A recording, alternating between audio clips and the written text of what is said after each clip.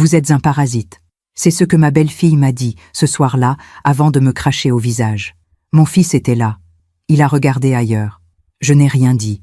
Je suis montée dans ma chambre. J'ai fermé la porte. J'ai pleuré en silence, les clés de la maison serrées dans ma main, comme si elles pouvaient encore me protéger de quelque chose. Le lendemain matin, le café était servi. Mon fils a souri en me voyant descendre l'escalier. Voilà, maman. C'est bien mieux comme ça. Il pensait que j'avais compris, que j'avais accepté, que j'allais me taire et continuer à vivre dans l'ombre, dans ma propre maison, comme une invitée indésirable. Mais quand ils sont entrés dans la salle à manger, ils ont vu qui était assis à la table. Et là, ils n'ont plus dit un mot. Je m'appelle Daphné Collin. J'ai 68 ans. Pendant 50 ans, j'ai été une épouse aimante, une mère dévouée, une femme de devoir. J'ai élevé mon fils seul après la mort de son père. Je lui ai tout donné, mon temps, mon argent, mon cœur. Et un jour, il est revenu avec elle. Au début, j'étais heureuse. Guillaume avait enfin trouvé quelqu'un, une femme élégante, cultivée, avec un sourire parfait et des mots choisis. Elle savait dire « Merci, s'il vous plaît, vous êtes adorable, Daphné ». Je l'ai accueillie comme ma propre fille. Je ne savais pas encore qu'elle était venue prendre ma place. Cela a commencé doucement. Des petites remarques, presque invisibles. « Vous cuisinez toujours comme ça, Daphné ? Guillaume m'a dit que vous n'aimiez pas sortir. C'est dommage. Cette maison est si grande pour une personne seule. » Et puis un jour, elle a dit « Ce serait bien que vous nous laissiez un peu d'espace, non ?» Guillaume a hoché la tête. J'ai souri. J'ai dit oui. Je disais toujours oui. Ils se sont installés dans la maison. Peu à peu, mes affaires ont été déplacées. Mon salon est devenu leur salon. Ma cuisine, leur cuisine. Mon jardin, leur jardin. Je me suis retrouvée dans une chambre à l'étage, comme une locataire. Mais je me disais, c'est normal. C'est mon fils. Il a besoin de construire sa vie. Je me disais, je dois être compréhensive. Je me disais, je ne veux pas être une charge. Alors je me suis tue. Et puis, il y a eu ce soir, ce dîner où tout a basculé. J'avais préparé un rôti. Guillaume adorait ça. J'avais mis la table, choisi le vin, disposé les fleurs, comme avant. Comme quand il était petit et qu'on dînait tous les deux. Mais elle est arrivée la première. Elle a regardé la table, elle a regardé le rôti, elle a regardé les fleurs, et elle a dit avec un sourire glacial, « Vous croyez vraiment que ça va continuer comme ça ?» Je n'ai pas compris. Elle s'est avancée vers moi. Guillaume est entré derrière elle, les mains dans les poches. Et là, elle a dit, d'une voix calme et dure, « Vous êtes un parasite, Daphné. Vous vivez dans notre maison. Vous mangez notre nourriture, vous prenez notre espace. Il est temps que vous partiez. » J'ai ouvert la bouche. Aucun son n'est sorti. Elle a craché. Sur mon visage. Guillaume a dit, sans me regarder, « Elle a raison, maman. C'est ce que tu mérites. » Je suis montée dans ma chambre. J'ai fermé la porte à clé. J'ai tenu les clés de la maison dans mes mains toute la nuit, en pleurant. Ces clés que mon mari m'avait données le jour où nous avions acheté cette maison. Ces clés qui ouvraient chaque porte, chaque tiroir, chaque mémoire. Ces clés qui, au fond, n'avaient jamais cessé d'être les miennes. Le lendemain matin, je suis descendue. Le café était servi. Les croissants étaient chauds. Guillaume m'a souri. « Voilà, maman. C'est bien mieux comme ça. » Il pensait que j'avais compris la leçon, que j'allais me tenir tranquille, que j'allais continuer à vivre dans l'ombre, sans faire de vagues. Mais quand ils sont entrés dans la salle à manger, ils ont vu un homme assis à la table. Un homme en costume gris, avec une mallette en cuir. Maître Fournier, mon avocat. Et devant lui, étalé sur la nappe blanche, l'acte de propriété de la maison, mon testament, et un document officiel avec un cachet rouge, un ordre d'expulsion. Guillaume est devenu blanc. Elle a ouvert la bouche. Aucun son n'est sorti. J'ai souri, calmement, sereinement. J'ai pris ma tasse de café. Et j'ai dit, pour la première fois depuis des mois, « Bonjour, asseyez-vous. Nous avons à parler. Parfois, on fait confiance à ceux qui ne la méritent pas. Et vous, avez-vous déjà été déçu par quelqu'un que vous aimiez? Racontez-moi votre histoire dans les commentaires. J'aimerais vous lire. » Maître Fournier a ouvert sa mallette. Mais avant de vous raconter ce qui s'est passé ce matin-là, je dois vous ramener en arrière, parce que cette maison n'a pas toujours été un champ de bataille. Elle a été, pendant très longtemps, le seul endroit au monde où je me sentais chez moi.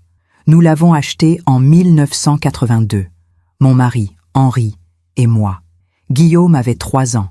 C'était une maison bourgeoise avec des volets bleus, un jardin clos et un cerisier au fond qui donnait des fruits chaque été. Henri disait que c'était un signe, que cette maison nous porterait chance. Il avait raison, pendant longtemps. Je me souviens du premier matin. L'odeur du café qui montait de la cuisine, les rideaux blancs qui flottaient dans le vent, Guillaume qui courait dans le couloir en riant, ses petits pieds nus claquant sur le parquet. Henri l'a attrapé au vol, l'a soulevé dans ses bras, et ils ont dansé tous les deux dans le salon vide. « Ici, on sera heureux », a-t-il dit. Et pendant 20 ans, nous l'avons été. Chaque dimanche, je faisais un rôti. Guillaume mettait la table. Henri choisissait le vin. Et moi, je préparais ce plat que mon fils aimait tant. Du romarin, de l'ail, un peu de beurre fondu sur la viande. Après le repas, nous restions à table pendant des heures. Henri racontait des histoires, Guillaume riait. Et moi, je les regardais en pensant que c'était ça, le bonheur. Rien de spectaculaire, juste une maison, une famille et du temps. Quand Guillaume a eu 10 ans, Henri lui a appris à tailler le cerisier. Une maison, c'est comme un arbre, disait-il. Il faut s'en occuper, le respecter, et un jour, il te le rendra. Guillaume écoutait, sérieux, avec ses petites mains autour des ciseaux de jardin. Je les regardais depuis la fenêtre de la cuisine, en rinçant les assiettes. Je pensais, un jour, cette maison sera à lui, et il la transmettra à ses enfants. Et tout continuera. Je ne savais pas encore que certaines choses ne se transmettent pas. Henri est mort quand Guillaume avait 23 ans. Un infarctus, brutal, sans prévenir. Un matin, il était là. Le soir, il n'était plus là. Guillaume a pleuré dans mes bras comme un petit garçon. « Qu'est-ce qu'on va faire, maman ?» J'ai serré ses clés dans ma main, les clés de la maison, celles qu'Henri m'avait données le jour de notre emménagement. Et j'ai dit, on va continuer, ensemble, comme il l'aurait voulu. Pendant des années, nous avons vécu tous les deux. Guillaume a fait ses études, il est devenu ingénieur. Il sortait, il voyageait, il vivait sa vie. Mais chaque dimanche, il revenait. Pour le rôti, pour le café, pour parler. Il s'asseyait à la même place qu'avant, celle de son père. Et moi, je me disais, tant qu'il revient, tout va bien. Mais un jour, il est revenu avec elle. Elle s'appelait Stéphanie, belle, élégante, la quarantaine, un sourire parfait. Elle a franchi la porte et tout de suite, elle a regardé la maison comme si elle l'évaluait. « C'est charmant », a-t-elle dit. Mais le mot ne sonnait pas comme un compliment. Guillaume était différent avec elle. Il riait plus fort, il parlait moins, il évitait mon regard. Quand je lui ai servi du café, il a dit « Stéphanie préfère le thé, maman ». J'ai souri. « Bien sûr, mon chéri. » Et je suis allée chercher du thé. Les dimanches ont changé. Stéphanie ne mangeait pas de viande. Guillaume a arrêté d'en manger aussi. Elle n'aimait pas le désordre. Guillaume a commencé à ranger mes affaires. Elle trouvait la maison trop vieillotte. Guillaume a parlé de rénovation. Et moi, je souriais. Je disais oui. Je m'adaptais. Parce que je pensais, c'est normal, il est amoureux, ça va passer. Mais ça n'est pas passé. Un jour, Guillaume m'a dit « Maman, on aimerait s'installer ici, juste pour quelques mois, le temps de trouver un appartement. » J'ai dit oui. Comment aurais-je pu dire non? C'était mon fils. Les quelques mois sont devenus 6 mois, puis 1 an, puis 2. Et un jour, je me suis rendu compte que je n'habitais plus chez moi. J'habitais chez eux. Les clés de la maison sont restées dans ma poche, mais elles ne servaient plus à rien, parce qu'on peut avoir les clés d'une maison et ne plus y être chez soi. Ce matin-là, quand Maître Fournier a posé les documents sur la table, Guillaume a regardé les clés que je tenais dans ma main. Et pour la première fois depuis longtemps, j'ai vu quelque chose dans ses yeux. De la peur. Maître Fournier a sorti le premier document. Stéphanie a essayé de parler, mais il l'a interrompu d'un geste calme de la main. « Madame, je vous en prie, laissez-moi finir. » Guillaume était figé. Ses mains tremblaient légèrement sur le dossier de la chaise. J'ai bu une gorgée de café. Lentement, calmement. Et dans ce silence, je me suis souvenu du moment exact où tout a commencé à se fissurer. C'était un mardi après-midi, 3 mois après leur installation. Je rentrais des courses. J'avais acheté des poires, celles que Guillaume aimait depuis qu'il était petit. Des poires Williams, bien mûres, avec cette chair fondante qui sent l'été. J'ai posé les sacs dans la cuisine. Et là, j'ai remarqué quelque chose. Mes torchons n'étaient plus à leur place. Ceux que j'avais brodés moi-même, avec des petites fleurs bleues, ceux que ma mère m'avait appris à faire quand j'avais 20 ans. Ils avaient été remplacés par des torchons blancs. neuf, impeccable, sans âme. J'ai ouvert le tiroir. Mes torchons étaient là, pliés tout au fond, sous les nouveaux, comme si on les avait cachés, comme si on avait eu honte d'eux. Je les ai sortis, je les ai regardés, et quelque chose, dans ma poitrine, s'est serré. Stéphanie est entrée dans la cuisine. « Ah, Daphné, vous êtes rentrée. » Elle a vu les torchons dans mes mains. Oh, ceux-là, je les ai rangés. Ils étaient un peu, comment dire, démodés. J'ai acheté des nouveaux. C'est plus moderne, non? Elle a souri. J'ai souri aussi. Oui, bien sûr. C'est gentil. J'ai remis mes torchons dans le tiroir, tout au fond. Mais ce soir-là, dans ma chambre, je les ai sortis. Je les ai tenus contre moi. Et j'ai pleuré. Parce que ce n'était pas juste des torchons.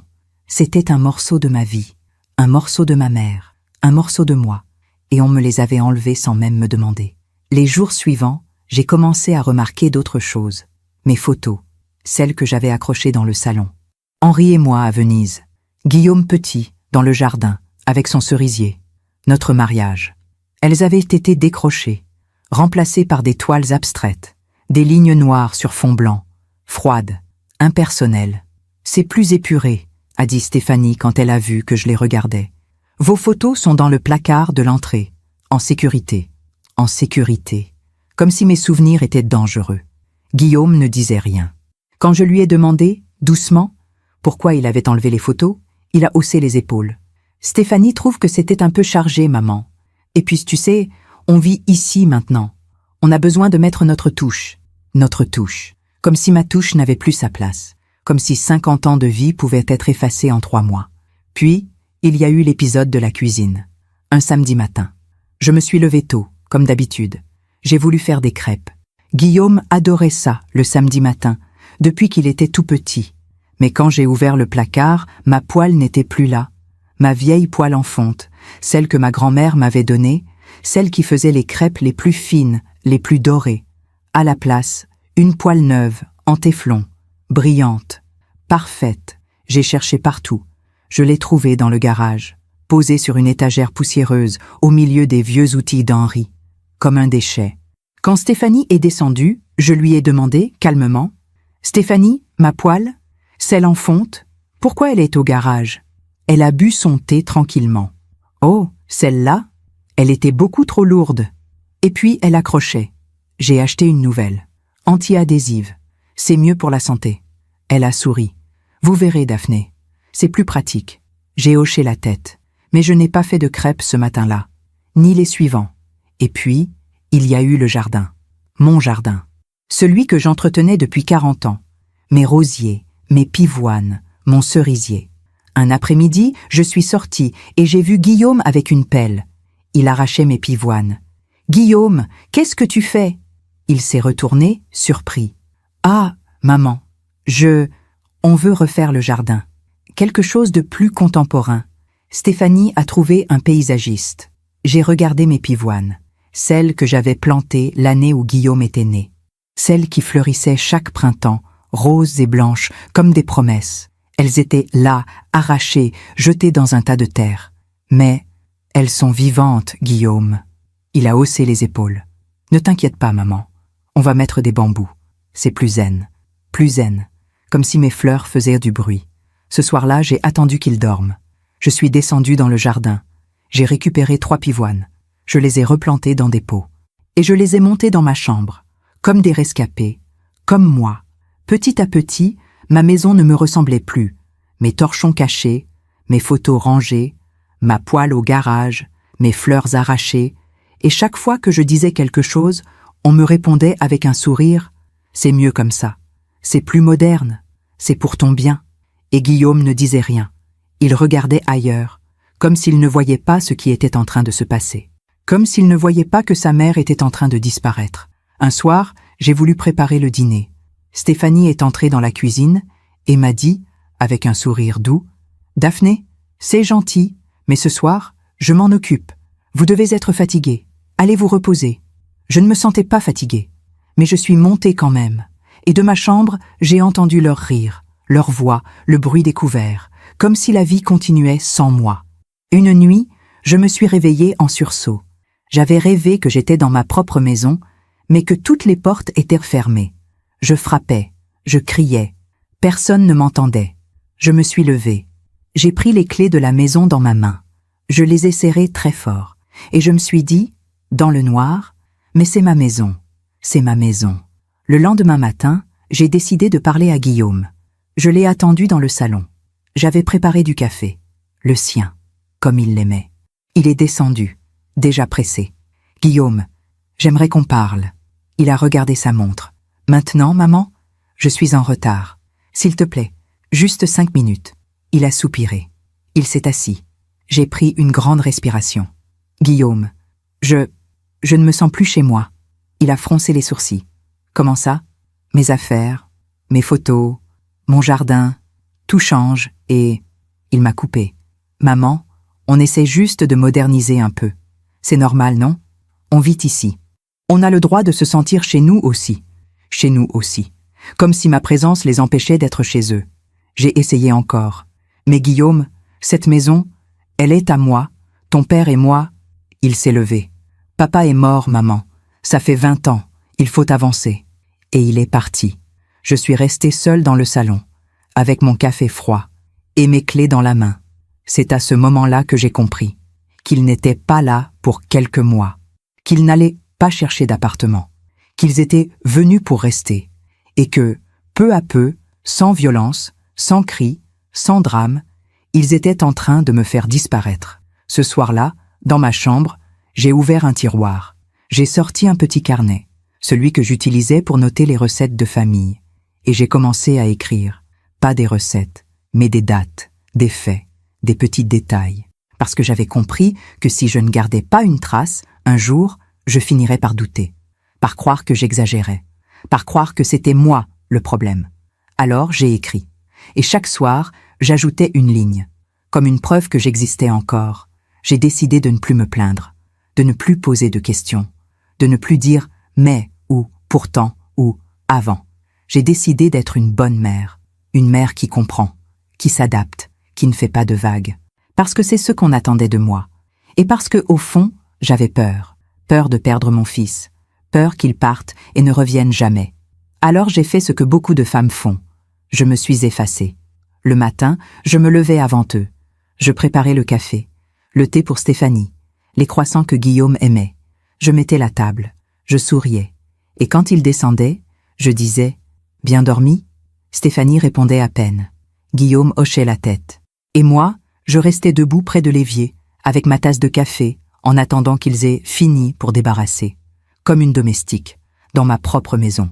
J'avais appris à marcher sans bruit, à ne pas faire craquer le parquet, à fermer les portes doucement, à ne pas déranger. Parce qu'un jour, Stéphanie m'avait dit avec un soupir fatigué « Daphné, vous faites vraiment beaucoup de bruit le matin. Guillaume travaille de chez lui maintenant. Il a besoin de calme. » Alors, j'ai appris à être silencieuse, à être invisible, à disparaître. Ils ont commencé à avoir des amis, des couples élégants, la quarantaine, qui venaient dîner le samedi soir. Je mettais la table, je préparais des amuse-bouches, et puis je montais dans ma chambre. « Maman, tu veux te joindre à nous ?» demandait Guillaume, par politesse. Mais Stéphanie ajoutait toujours avec un sourire « Bien sûr, si vous n'êtes pas trop fatiguée, Daphné. On sait que vous aimez vous coucher tôt. » Et tout le monde me regardait, en attendant que je dise non. Alors je souriais. « Non, non, amusez-vous, je vais lire un peu. » Et je montais. De ma chambre, j'entendais leurs rires, leurs conversations, le bruit des verres qui tintaient, Stéphanie qui racontait une anecdote, et tout le monde qui riait. Guillaume qui disait « Ma mère, oh elle va bien, elle est en haut, elle aime sa tranquillité, comme si j'avais choisi d'être seule, comme si j'aimais ça. » Un soir, j'ai entendu une femme demander « Et cette maison, c'est la maison de ta mère, non ?» Il y a eu un silence, et puis Stéphanie a répondu avec un petit rire « Oui, enfin, techniquement. Mais on s'en occupe maintenant. Daphné n'a plus vraiment l'énergie pour tout gérer seule. » Guillaume n'a rien dit. Il n'a pas corrigé. Il n'a pas dit « Non, c'est sa maison. Elle va très bien. » Il a laissé dire. J'ai serré les clés dans ma main. J'ai écrit dans mon carnet « 12 octobre.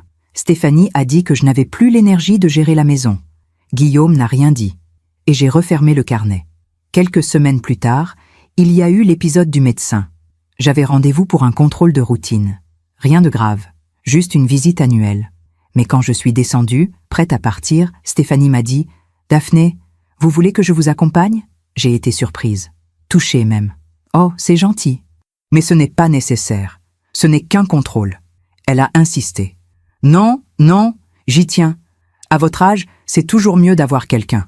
À votre âge. » Comme si j'avais 90 ans. Comme si j'étais fragile. Comme si j'avais besoin d'être surveillée. Dans la salle d'attente, elle m'a posé des questions. « Vous prenez bien vos médicaments ?» Je ne prenais qu'un comprimé pour la tension. Un seul. « Oui, bien sûr. »« Et vous dormez bien ? Pas de vertige ? Pas de perte de mémoire ?» J'ai froncé les sourcils. « Non, je vais très bien, Stéphanie. » Elle a souri. « Tant mieux, c'est juste que... » Guillaume s'inquiète. Il dit que vous oubliez des choses parfois. J'oubliais des choses ? Quelles choses ? Elle a haussé les épaules. Oh, je ne sais pas. Des petits détails. Mais c'est normal à votre âge. Quand le médecin m'a reçu, Stéphanie a voulu entrer avec moi. « Madame Collin, vous préférez que je reste seule avec vous ?» a demandé le docteur Leroux. J'allais dire oui, mais Stéphanie a dit, avant moi, « Non, non, je suis sa belle-fille. On préfère que je sois là, pour être sûre qu'elle n'oublie rien. » Le docteur Leroux m'a regardé. J'ai hoché la tête. Qu'est-ce que je pouvais dire ? Pendant la consultation, Stéphanie a pris des notes. Elle a demandé si je pouvais avoir des troubles cognitifs. Le docteur a souri. Madame Collin est en parfaite santé, lucide, autonome, aucun signe de déclin. Stéphanie a insisté. Mais si jamais, plus tard, il y avait des signes, que devrait-on faire ? Le docteur a froncé les sourcils. Si jamais, un jour, cela devenait nécessaire, on pourrait envisager un suivi. Mais pour l'instant, ce n'est absolument pas le cas. Stéphanie a noté quelque chose dans son téléphone. Dans la voiture, sur le chemin du retour, elle a dit « Vous voyez, Daphné, c'est important d'être suivie. À votre âge, on ne sait jamais. » J'ai regardé par la fenêtre. Les rues défilaient, les arbres, les magasins. Et je me suis demandé « Est-ce que je deviens folle ? Est-ce que je fabule ? Est-ce que j'oublie vraiment des choses sans m'en rendre compte ?» Ce soir-là, j'ai relu mon carnet. Toutes les dates, tous les faits, tous les détails. Rien n'était flou, rien n'était faux. Je n'oubliais rien, mais il voulait me faire croire que si. Peu de temps après, il y a eu l'histoire du compte en banque. Guillaume est venu me voir un dimanche matin. Il avait l'air gêné. « Maman, je voulais te parler de quelque chose. »« Oui, mon chéri ?»« Voilà. Stéphanie et moi, on pense que... Enfin, gérer tes finances toute seule, à ton âge, c'est peut-être un peu compliqué. » J'ai posé ma tasse. « Compliqué ? Guillaume, je gère mes comptes depuis 50 ans. »« Oui, je sais. Mais, tu sais, avec Internet, les arnaques, on s'inquiète. Et puis, tu n'es plus toute jeune ? Tu n'es plus toute jeune. J'avais 68 ans, pas 90. Qu'est-ce que tu proposes ? » Il a hésité. « On pourrait mettre une procuration sur ton compte, juste pour t'aider, pour que tu ne sois pas seule. Une procuration sur mon compte. Guillaume, je n'en ai pas besoin. Maman, s'il te plaît, c'est pour ton bien, pour mon bien. » Ces mots, toujours ces mots. J'ai refusé. Guillaume est parti, contrarié. Stéphanie est montée me voir, 2 heures plus tard. Elle s'est assise sur mon lit, doucement, presque tendrement. « Daphné, je comprends que ce soit difficile. J'ai attendu la suite. Mais Guillaume s'inquiète vraiment. Il a peur que vous fassiez une erreur, que quelqu'un abuse de vous. Personne n'abuse de moi, Stéphanie. » Elle a soupiré. « Je sais, mais imaginez qu'un jour, vous ayez un accident ou un problème, et que personne ne puisse accéder à vos comptes pour vous aider. Ce serait terrible, non ? » Elle a posé sa main sur la mienne. « Faites-le pour Guillaume, pour qu'il soit rassuré. » J'ai cédé, pas parce que j'en avais besoin, mais parce que je ne voulais pas les inquiéter, parce que je voulais être une bonne mère, parce que je voulais qu'ils m'aiment. Le lendemain, nous sommes allés à la banque. Guillaume a signé les papiers, Stéphanie aussi. Et quand je suis rentrée à la maison, j'ai eu l'impression d'avoir perdu quelque chose d'invisible, mais d'essentiel. Ce soir-là, j'ai écrit dans mon carnet « 3 novembre ». J'ai donné procuration à Guillaume. Je n'en avais pas envie, mais je l'ai fait. Et en dessous, j'ai ajouté « Je me sens moins chez moi chaque jour ». Les semaines ont passé.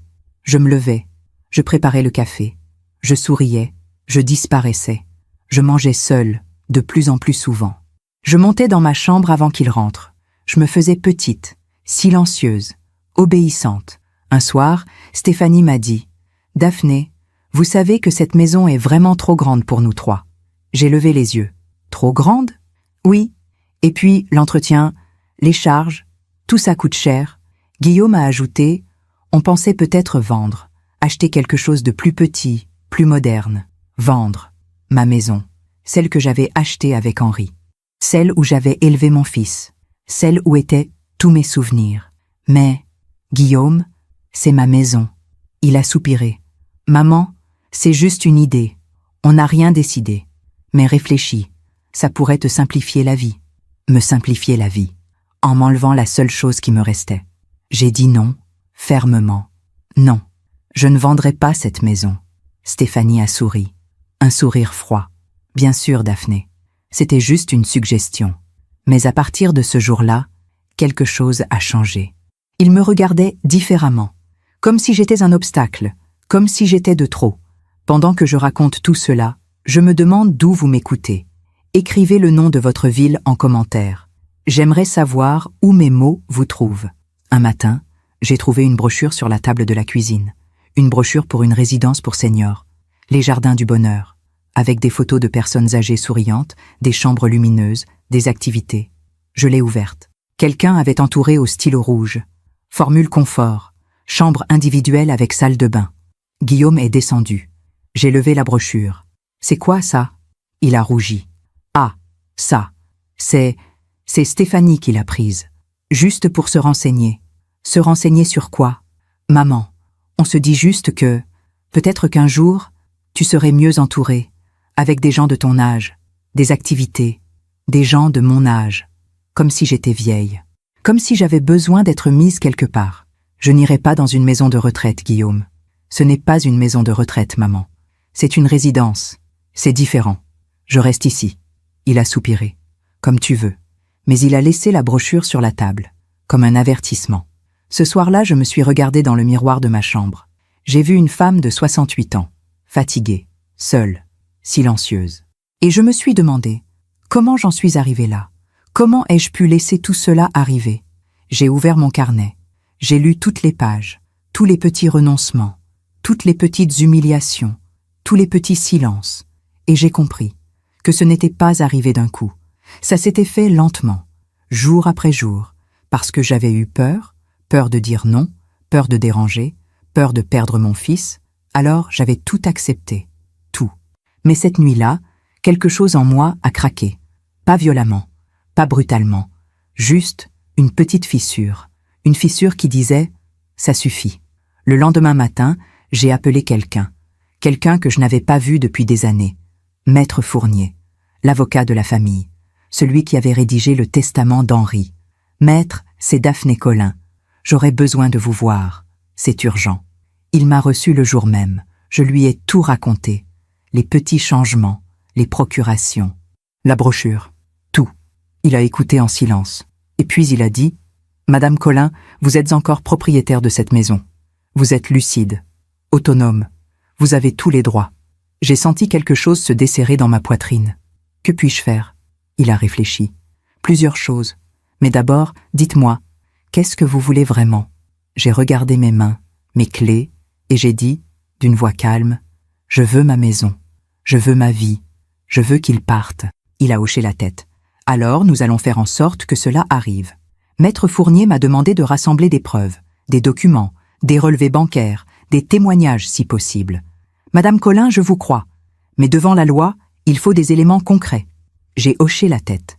Et je suis rentrée chez moi avec une mission. Une mission qui allait me révéler des choses que j'aurais préféré ne jamais savoir. Le lendemain, Guillaume et Stéphanie sont partis pour la journée. Un déjeuner chez des amis à 2 heures de route. « On rentre tard, maman. Ne nous attends pas pour dîner. » J'ai souri. « Amusez-vous bien. » Dès que leur voiture a disparu au bout de la rue, j'ai monté dans leur chambre. Mon cœur battait très fort. Je n'avais jamais fait ça. Jamais fouillé. Jamais espionné. Mais je n'avais plus le choix. Leur chambre était impeccable. Tout était rangé, ordonné, froid. Rien à voir avec la chambre chaleureuse que c'était quand Henri et moi y dormions. J'ai ouvert la table de nuit de Stéphanie. Des magazines, des crèmes, un livre et un carnet. Un petit carnet noir, élégant, avec un élastique doré. J'ai hésité. Puis je l'ai ouvert. C'était une liste. Une liste écrite de la main de Stéphanie avec des dates, des montants, des notes. Maison Colin, valeur estimée 850 000 €. Compte bancaire, décès, solde environ 120 000 €. Assurance vie. Henri Colin. Bénéficiaire, Daphné, à modifier. Meubles anciens, estime. 30 000 €. Vendre chez Sotheby's. J'ai relu 3 fois. Je ne comprenais pas. Pourquoi elle avait écrit ça? Pourquoi elle avait estimé ma maison? Mais bien, j'ai tourné la page. Plan A. Convaincre DC de vendre. Racheter à moitié prix. Réinvestir. Plan B. Maison de retraite. Faire signer procuration complète. Vendre en douce. Plan C. Attendre. Patience.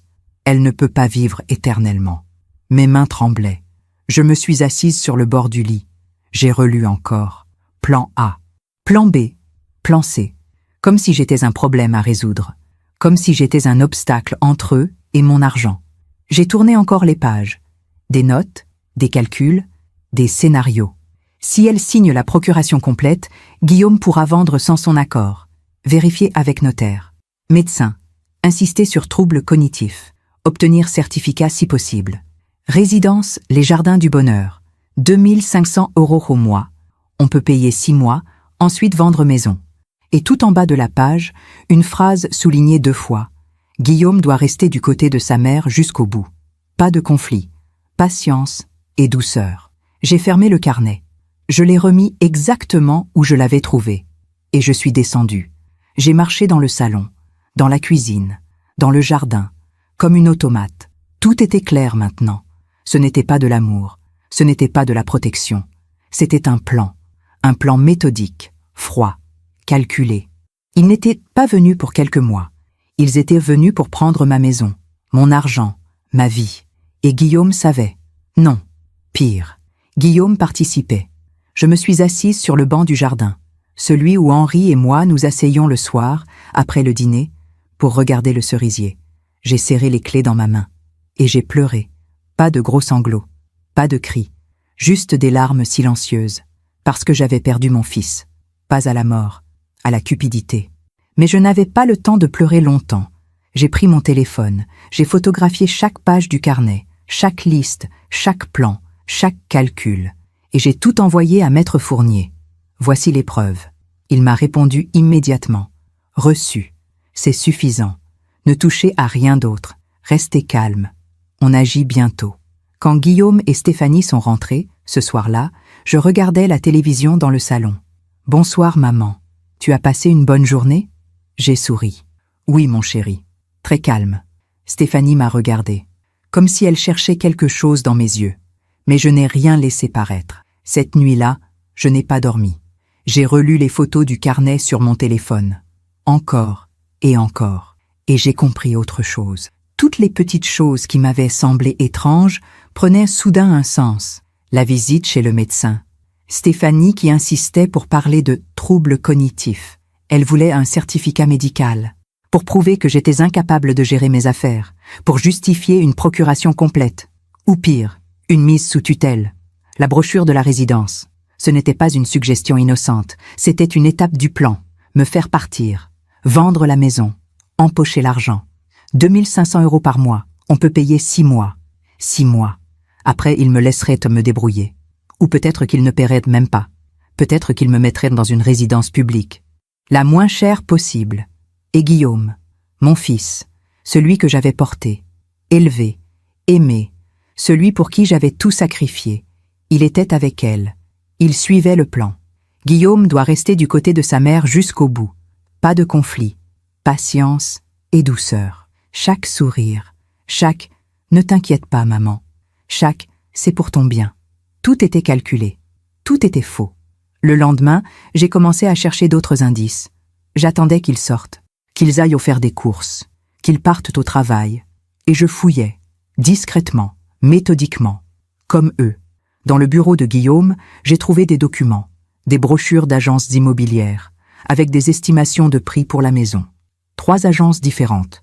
Toutes donnaient des valeurs entre 800 000 et 900 000 euros. Et sur l'une d'elles, une note manuscrite de Guillaume, demander estimation basse, faire croire à maman que la maison vaut moins. Négocier rachat familial. Rachat familial. Il voulait me faire croire que la maison ne valait presque rien, pour me la racheter, à moitié prix, et ensuite la revendre au prix réel, en empochant la différence. J'ai tout photographié, tout envoyé à Maître Fournier. Dans un tiroir, j'ai trouvé des relevés bancaires, les miens, ceux auxquels Guillaume avait désormais accès grâce à la procuration. Il y avait des surlignages, des montants encerclés. Retraite, 2100 € mois. Dividendes actions, env 800 € mois. Total disponible, 2900 € mois. Et une note, suffisant pour payer résidence pendant 1 an. Après, on vend tout. Tout. Mes économies, mes actions, ma maison. Ils avaient tout planifié, jusqu'au dernier euro. Je suis remonté dans ma chambre, j'ai ouvert mon carnet et j'ai écrit 18 novembre. J'ai trouvé le carnet de Stéphanie. J'ai tout compris. Ce n'est pas de l'amour, c'est du vol. Les jours suivants, j'ai continué à vivre normalement. Je souriais. Je préparais le café. Je disparaissais. Mais à l'intérieur, quelque chose avait changé. Je n'avais plus peur. J'avais de la colère. Une colère froide, calme, déterminée. Un après-midi, je rangeais la cuisine. Guillaume était au téléphone dans le salon. Il parlait bas, mais j'entendais des bribes. Non, elle n'a rien signé encore. Oui, je sais. Il faut être patient. Steph dit qu'elle commence à être fatiguée. Elle monte de plus en plus tôt. Encore 6 mois, maximum. Après, on pourra passer à l'étape suivante. Je me suis figée. Encore 6 mois. Ils avaient un calendrier, un délai. Après 6 mois, ils passeraient à l'étape suivante. Quelle étape? La maison de retraite? La vente forcée? Pire, j'ai continué à essuyer les assiettes, calmement, comme si je n'avais rien entendu. Le soir même, j'ai appelé Maître Fournier. Maître, ils ont un plan précis. Ils parlent de 6 mois. Je crois qu'ils vont bientôt agir. Madame Collin, nous aussi, nous allons agir. Mais il faut faire les choses dans les règles. Encore quelques jours. Vous tiendrez? Oui, je tiendrai. Le lendemain, il s'est passé quelque chose que je n'avais pas prévu. Une vieille amie, Marguerite, est venue sonner à la porte. Je ne l'avais pas vue depuis des mois. Elle avait essayé de m'appeler plusieurs fois, mais je n'avais pas répondu, parce que Stéphanie m'avait dit « Daphné, vous devriez vous reposer, voir moins de monde. Vous avez l'air si fatiguée. » Et j'avais obéi, comme toujours. Mais ce jour-là, Marguerite a insisté. Elle a sonné. Encore et encore. Stéphanie a ouvert. « Bonjour, je suis une amie de Daphné. Je voudrais la voir. » Stéphanie a souri. « Oh, Daphné n'est pas très bien en ce moment. Elle se repose beaucoup. Je ne voudrais pas la déranger. » Mais Marguerite n'était pas du genre à se laisser impressionner. Justement, si elle ne va pas bien, j'aimerais la voir. J'ai entendu la conversation depuis l'étage. Je suis descendue. « Marguerite !» Elle m'a regardée, et j'ai vu quelque chose changer dans ses yeux. De l'inquiétude. « Daphné, ça fait si longtemps ?» Nous nous sommes embrassés. Stéphanie est restée là, les bras croisés. « Je vais faire du thé », a-t-elle dit avec un sourire forcé. Marguerite et moi nous sommes assises dans le salon. Elle m'a pris la main. « Daphné, qu'est-ce qui se passe? Tu as maigri. Tu as l'air éteinte. » J'allais dire « Mais non, tout va bien, comme d'habitude. » Mais je me suis arrêtée, parce que Marguerite me connaissait depuis 40 ans. Elle avait été là quand Henri était mort. Elle savait qui j'étais. Alors j'ai dit, tout bas, « Marguerite, je ne vais pas bien. » Elle a serré ma main plus fort. « Raconte-moi. » Mais Stéphanie est revenue avec le thé. Elle s'est assise avec nous, comme une surveillante. Marguerite a essayé de parler de choses normales, de ses petits-enfants, de son jardin, de nos anciennes sorties. Mais Stéphanie répondait à ma place. « Oh, Daphné ne sort plus beaucoup. Elle préfère rester à la maison. Daphné se fatigue vite maintenant. Daphné a besoin de calme. » Et moi, je ne disais rien. Quand Marguerite est partie, elle m'a serré très fort. Et elle m'a glissé à l'oreille. « Si tu as besoin de moi, appelle-moi. N'importe quand. » J'ai hoché la tête, mais je ne l'ai pas appelé. Pas tout de suite, parce que j'avais peur. Peur qu'il l'apprenne. Peur qu'il m'isole encore plus. Peur de tout perdre. Ce soir-là, Guillaume est venu me voir dans ma chambre. Il s'est assis sur le bord de mon lit. « Maman, tu sais qu'on t'aime, hein ?» J'ai regardé ses yeux. Les mêmes yeux que quand il était petit. Les mêmes yeux avec lesquels il me regardait quand il avait fait une bêtise. Oui, Guillaume. Tout ce qu'on fait, c'est pour toi. Tu le sais, n'est-ce pas? J'ai souri. Oui, mon chéri. Il a embrassé mon front. Bonne nuit, maman. Dès qu'il est sorti, j'ai pris mon téléphone. J'ai écrit à Maître Fournier. Quand? Quand est-ce qu'on agit? Il a répondu, bientôt. Très bientôt. Tenez bon. Cette nuit-là, j'ai rêvé d'Henri. Il était dans le jardin, près du cerisier. Il me regardait, et il disait « Daphné, défends-toi ». Je me suis réveillée en sursaut. Il faisait encore nuit. J'ai pris mes clés. Je les ai serrées. Et j'ai su que le moment approchait, que bientôt j'allais reprendre ma vie. 2 jours plus tard, il s'est passé quelque chose qui a tout précipité. J'ai reçu un coup de fil. De la banque. Madame Collin? C'est la banque régionale. Nous vous appelons pour confirmer un virement important depuis votre compte. Mon sang s'est glacé. Quel virement? Un virement de 50 000 €, autorisé par monsieur Guillaume Collin, qui dispose d'une procuration sur votre compte. Nous voulions juste nous assurer que vous étiez au courant. 50 000 €. Non, je ne suis pas au courant. Annulez ce virement immédiatement. Madame, annulez-le, maintenant, et retirez la procuration de mon fils. Il y a eu un silence. Très bien, madame. Nous allons bloquer le virement. Mais pour retirer la procuration, vous devrez venir en personne. J'arrive. J'ai raccroché. Mes mains tremblaient. 50 000 €. Ils avaient essayé de voler 50 000 €. Sans me demander, sans me prévenir. J'ai appelé Maître Fournier. Maître, ils viennent d'essayer de me voler 50 000 €. Quoi? Je lui ai tout raconté. Il a dit, d'une voix ferme, « Madame Collin, c'est terminé. On agit maintenant. Demain matin. Soyez prête. » Je suis prête. Ce soir-là, au dîner, Guillaume et Stéphanie ont fait comme si de rien n'était. Ils ont parlé de vacances, de projets, de l'avenir. Et moi, j'ai souri. J'ai mangé en silence. Et j'ai pensé, profitez-en. C'est votre dernier dîner ici. Ce matin-là, je me suis levée avant l'aube. J'ai pris une douche. J'ai mis ma plus belle robe, celle en laine bleue qu'Henri m'avait offerte pour nos 30 ans de mariage. Je me suis coiffée, maquillée. J'ai mis mes perles. Je me suis regardée dans le miroir. Et j'ai vu une femme que je ne reconnaissais plus depuis longtemps. Une femme debout. Une femme digne. Une femme qui n'allait plus se laisser faire. J'ai descendu les escaliers à 6 heures du matin. J'ai préparé le café. Le vrai café. Celui que j'aimais. Pas le thé de Stéphanie. J'ai sorti ma belle vaisselle. Celle du service de mariage. Celle qu'on ne sortait que pour les grandes occasions. J'ai mis la table dans la salle à manger. Avec la nappe brodée, les serviettes blanches, les couverts en argent. J'ai disposé des croissants, du beurre, de la confiture, comme pour un dimanche d'autrefois, comme quand Henri était là. À 7 heures, Maître Fournier a sonné à la porte. Je l'ai fait entrer discrètement. Il portait son costume gris, sa mallette en cuir, et une expression grave. « Madame Collin, êtes-vous certaine ?» J'ai serré mes clés dans ma main. « Absolument certaine. Vous savez que ça va être difficile, que votre fils... » « Je sais, maître, mais c'est nécessaire. » Il a hoché la tête. « Alors allons-y. » Nous nous sommes installés dans la salle à manger. Maître Fournier a sorti ses documents. L'acte de propriété de la maison.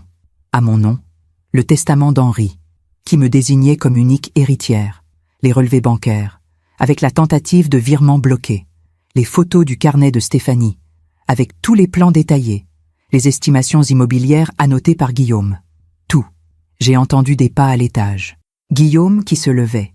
Mon cœur s'est mis à battre plus fort, mais je suis restée calme. J'ai bu une gorgée de café, et j'ai attendu. Guillaume est descendu le premier. En pyjama, les cheveux ébouriffés, les yeux encore endormis. Il est entré dans la salle à manger. Il m'a vu. Il a vu la table dressée, les croissants. Il a souri. « Oh maman, tu as fait tout ça? C'est gentil. Voilà, c'est bien mieux comme ça. » Et puis il a vu Maître Fournier. Son sourire s'est figé. « Qui êtes-vous » Maître Fournier s'est levé. « Maître Fournier, avocat de Madame Collin. Bonjour, Monsieur Collin. » Guillaume est devenu blanc. « Maman, qu'est-ce qui se passe ?» J'ai posé ma tasse. Calmement. « Assieds-toi, Guillaume. »« Mais, assieds-toi. » Il s'est assis. Ses mains tremblaient légèrement. Stéphanie est descendue quelques minutes plus tard. Elle portait son peignoir blanc. Ses cheveux étaient parfaits. Son sourire aussi. Bonjour, Daphné, Elle s'est arrêtée net en voyant Maître Fournier. Son sourire a disparu. Qui êtes-vous? Maître Fournier, avocat de Madame Colin. Elle a regardé Guillaume, puis moi, puis les documents sur la table. Et j'ai vu quelque chose dans ses yeux. De la peur. Asseyez-vous, Stéphanie, ai-je dit. Elle est restée debout. Je ne comprends pas ce qui se passe ici. Vous allez comprendre, asseyez-vous.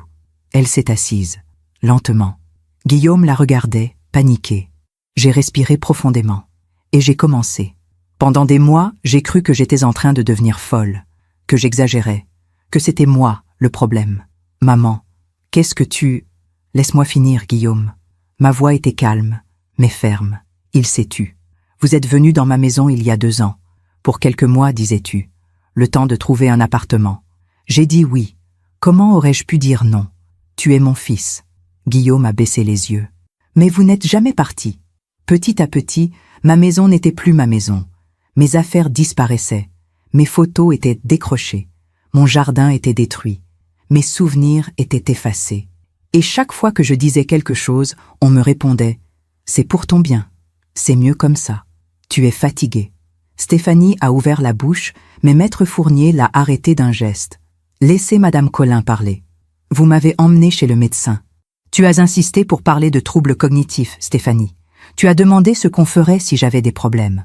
Le médecin a dit que j'allais parfaitement bien. Mais tu as continué, parce que tu avais besoin d'un certificat médical, pour prouver que j'étais incapable. Stéphanie est devenue pâle. Vous m'avez fait signer une procuration bancaire. Pour m'aider, disais-tu, Guillaume. Pour que je ne sois pas seule. Mais hier, la banque m'a appelé pour confirmer un virement de 50 000 € que tu avais autorisé, sans me demander, sans me prévenir. Guillaume a ouvert la bouche. Maman, je peux expliquer. Non, tu ne peux pas. J'ai sorti mon téléphone. J'ai ouvert les photos du carnet de Stéphanie et je les ai posées devant eux. J'ai trouvé ça dans ta table de nuit, Stéphanie. Elle est devenue blanche. Maître Fournier a lu à haute voix « Plan A. Convaincre DC de vendre, racheter à moitié prix, réinvestir. Et plan B. Maison de retraite. Faire signer procuration complète. Vendre en douce. Plan C. Attendre. Patience. Elle ne peut pas vivre éternellement. » Le silence était assourdissant. Guillaume a murmuré « Maman, ce n'est pas ce que tu crois. » Vraiment, Guillaume? J'ai sorti une autre photo. Et ça? Les estimations immobilières? Avec ta note? Demander estimation basse. Faire croire à maman que la maison vaut moins. Négocier, rachat familial. Il a fermé les yeux. Pendant 50 ans, j'ai vécu dans cette maison. J'y ai élevé mon fils. J'y ai aimé mon mari. J'y ai pleuré sa mort. Et vous avez tout calculé. Combien je valais? Combien ma maison valait? Combien de temps il vous faudrait pour tout prendre?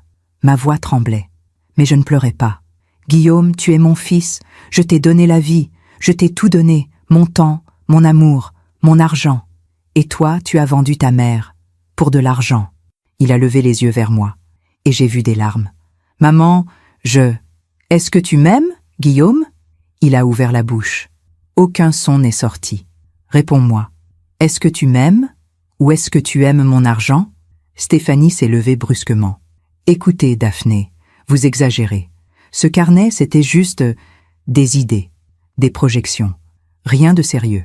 Rien de sérieux? 50 000 €, ce n'est rien de sérieux? C'était pour un investissement? Pour vous? Pour votre avenir? Mon avenir? Tu veux dire ma maison de retraite que vous alliez payer 6 mois avant de tout vendre? Elle s'est tue. Maître Fournier a pris la parole. Madame, monsieur, voici la situation juridique. Il a posé l'acte de propriété sur la table. Cette maison appartient à Madame Colin. Uniquement à Madame Colin. Vous y vivez depuis 2 ans, sans bail, sans loyer, sans accord formel. Légalement, vous êtes des occupants sans titre. Guillaume a pâli. La tentative de virement de 50 000 € sans le consentement éclairé de Madame Colin constitue un abus de confiance. Les documents que vous avez rédigés, Madame, il a regardé Stéphanie, prouvent une intention de spoliation et de manipulation.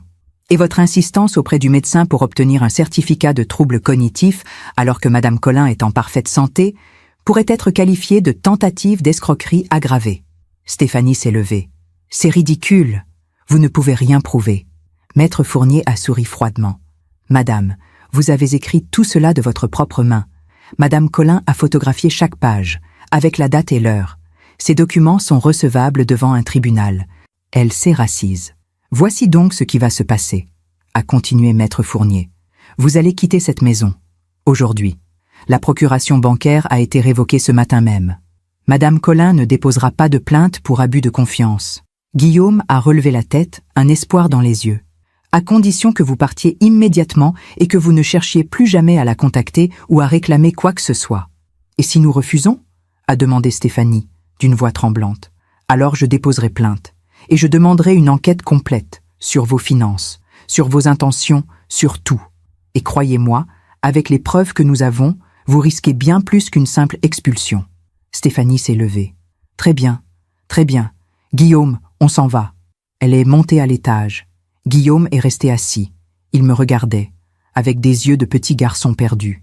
Maman, je suis désolée. J'ai senti quelque chose se briser en moi. Pas de la colère, de la tristesse. Une tristesse immense. Guillaume, pendant toute ma vie, j'ai cru que l'amour était inconditionnel. Qu'entre une mère et son fils, il y avait quelque chose d'incassable. Je me trompais. Maman, je t'aime. Non, Guillaume, tu aimes mon argent. Si tu m'avais aimé, tu ne m'aurais pas laissé disparaître dans ma propre maison. Si tu m'avais aimé, tu ne m'aurais pas laissé pleurer seule chaque soir. Si tu m'avais aimé, tu aurais dit non. À elle, à ses plans, à tout. Il a pleuré. De vraies larmes. Et une partie de moi voulait le prendre dans mes bras, le consoler, lui dire « Ce n'est rien, je te pardonne ». Mais je ne pouvais pas, parce que pardonner sans justice, ce n'est pas de l'amour, c'est de la lâcheté. Va-t'en, Guillaume. Maman, va-t'en. Il s'est levé. Il a monté les escaliers, lentement, comme un condamné. J'ai entendu des bruits de valises, des portes qui claquaient, des voix étouffées. Stéphanie qui disait « Dépêche-toi, on part ». Guillaume qui murmurait quelque chose. Et puis, le silence. Ils sont redescendus 1 heure plus tard, avec des valises, des sacs, quelques cartons. Stéphanie est passée devant moi sans un regard. Elle est sortie. Elle a chargé la voiture. Guillaume est resté sur le seuil. Il me regardait. « Maman, est-ce qu'on pourra un jour… » « Je ne sais pas, Guillaume. Je t'aime. Si c'est vrai, alors prouve-le.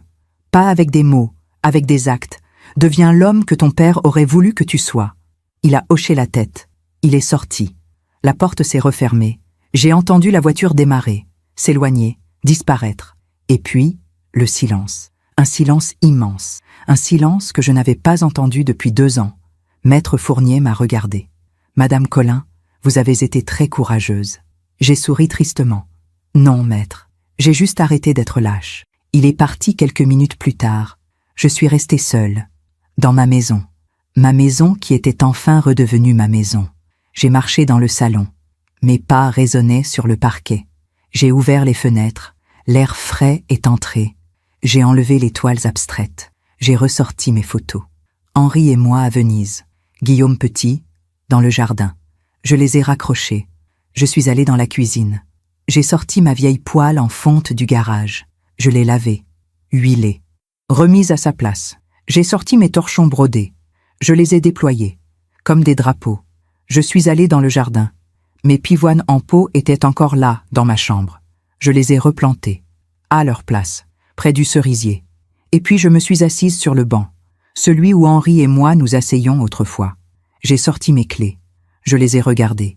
Ces clés qui n'avaient jamais cessé d'être les miennes, mais que j'avais oublié d'utiliser. J'ai pleuré, longtemps, pas de colère, pas de rage, juste de la tristesse, parce que j'avais perdu mon fils, pas à la mort, mais à quelque chose de pire, à lui-même. Mais au fond de cette tristesse, il y avait autre chose, quelque chose de nouveau, quelque chose que je n'avais pas senti depuis longtemps, de la fierté. Je m'étais défendue, j'avais dit non, j'avais repris ma vie. Et ce soir-là, pour la première fois depuis 2 ans, j'ai dormi dans ma chambre. Pas celle à l'étage, mais ma vraie chambre. Celle que j'avais partagée avec Henri, celle qu'ils avaient prise et que je venais de reprendre. Je me suis couchée dans mon lit, j'ai serré mes clés contre mon cœur et j'ai murmuré « Henri, j'espère que tu es fier de moi. Je me demande encore si j'ai fait le bon choix. Et vous, qu'auriez-vous fait à ma place ? Les premiers jours ont été étranges. La maison était silencieuse, pas le silence oppressant d'avant, quand je marchais sur la pointe des pieds pour ne pas les déranger. Un autre silence, le silence de l'absence, le silence de la liberté, mais aussi le silence de la solitude. Le premier matin, je me suis réveillée à 6 heures, par habitude. J'ai descendu les escaliers, j'ai préparé le café, et puis je me suis arrêtée. Personne n'allait descendre, personne n'allait s'asseoir à table, personne. J'ai bu mon café seul, dans le silence, et j'ai pleuré. J'ai passé cette première semaine à remettre la maison en ordre, à effacer leurs traces. J'ai rangé les toiles abstraites dans le garage, j'ai démonté leur bureau, j'ai retiré leurs affaires de la salle de bain. Chaque objet que je touchais me renvoyait à eux, à lui, à mon fils. Dans un tiroir, j'ai trouvé une photo. Guillaume, à 5 ans, dans mes bras, devant le cerisier. Il riait, je riais. Nous étions heureux. J'ai regardé cette photo longtemps. Et je me suis demandé, où est passé cet enfant? Quand est-ce qu'il a disparu? Quand est-ce que mon fils est devenu quelqu'un que je ne reconnais plus? J'ai rangé la photo dans une boîte, avec les autres souvenirs, parce que je ne pouvais pas la jeter. Mais je ne pouvais pas non plus la regarder tous les jours. Pas encore. Marguerite est venue me voir 3 jours après leur départ. Elle a sonné à la porte. Quand j'ai ouvert, elle m'a serré dans ses bras sans dire un mot. Et j'ai pleuré. Sur son épaule, comme une petite fille. « Raconte-moi », a-t-elle dit. Nous nous sommes assises dans le salon. Et je lui ai tout raconté. Le carnet, les plans, la tentative de vol, la confrontation. Elle m'a écoutée en silence. Et quand j'ai eu fini, elle a dit « Daphné, tu as été incroyablement courageuse. Je ne me sens pas courageuse. Je me sens vide. C'est normal. Tu viens de perdre ton fils. Mais il est vivant. Oui. Et c'est encore plus douloureux. Elle avait raison. Perdre quelqu'un à la mort, c'est terrible. Mais au moins, on peut faire le deuil. On peut se dire « il est parti ». Ce n'était pas son choix. C'était la vie. Mais perdre quelqu'un qui est vivant, quelqu'un qui a choisi de vous trahir, quelqu'un qui pourrait revenir, s'excuser, changer, mais qui ne le fait pas, c'est une douleur différente.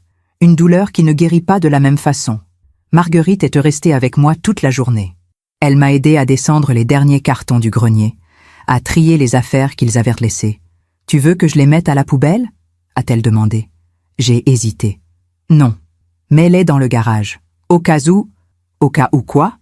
Au cas où ils reviennent. » Elle m'a regardée avec tendresse. « Daphné, je sais, Marguerite, je sais, mais c'est mon fils. » Le soir, quand elle est partie, je me suis retrouvée seule à nouveau.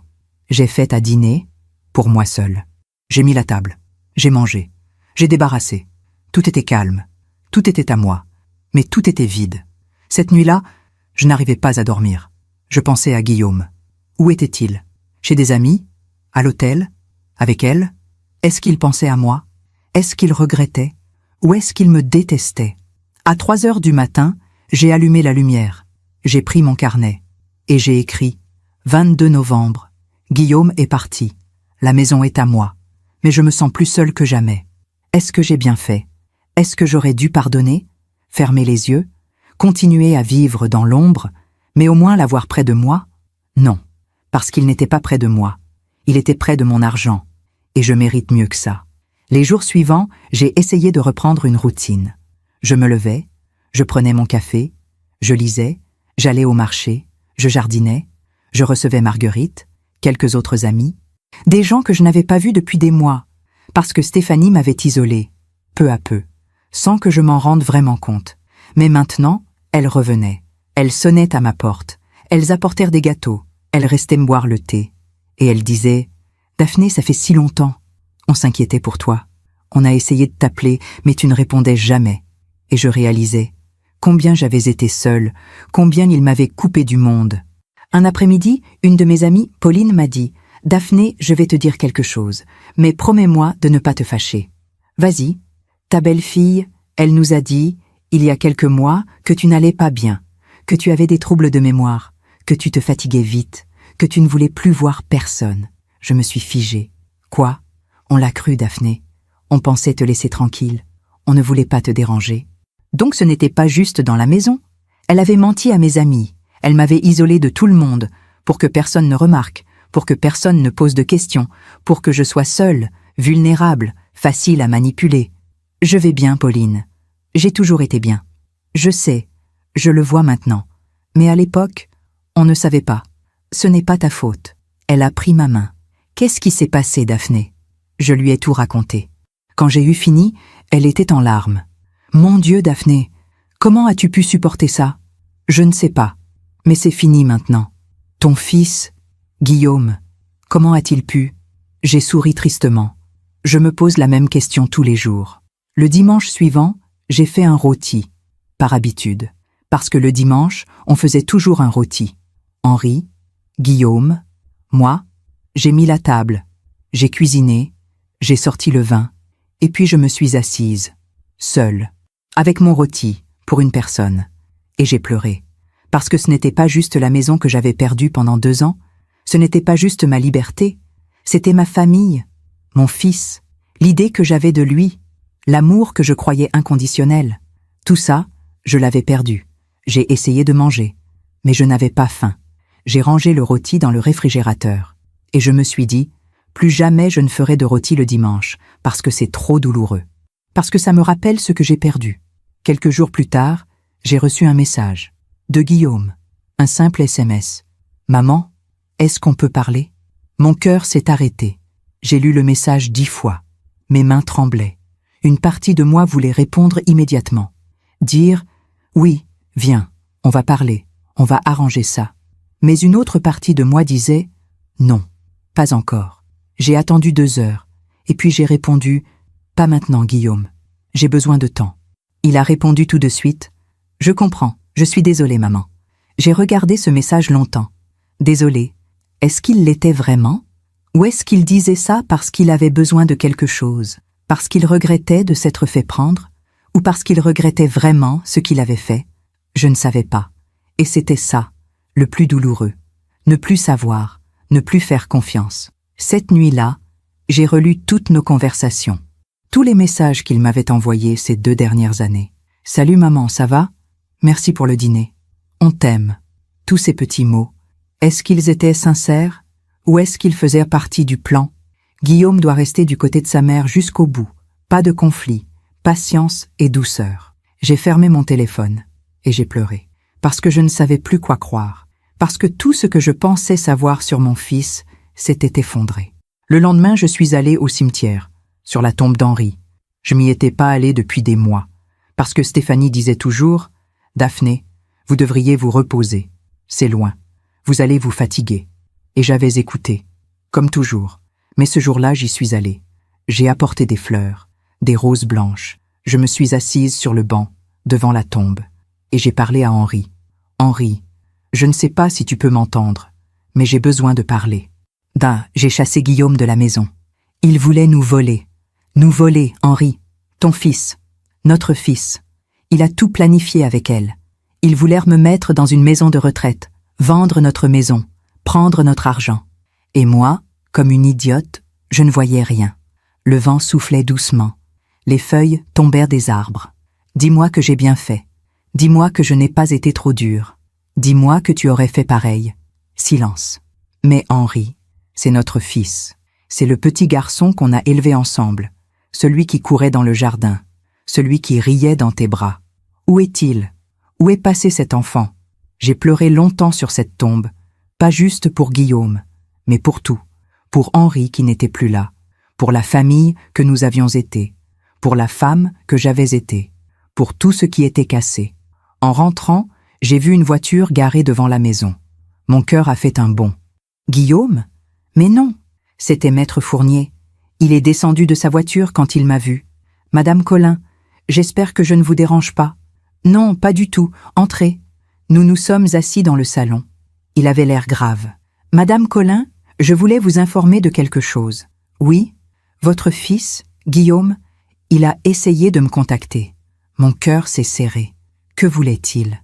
Il voulait savoir si vous accepteriez de le voir, de parler. Qu'est-ce que vous lui avez dit? Que je vous transmettrais le message, mais que la décision vous appartenait. J'ai regardé mes mains. Mes clés étaient reposées sur la table. Est-ce qu'il a dit autre chose? Il a dit qu'il regrettait, qu'il voulait s'expliquer. Maître, est-ce que je dois le voir? Il a réfléchi. Madame Colin, je ne peux pas répondre à cette question. C'est à vous de décider.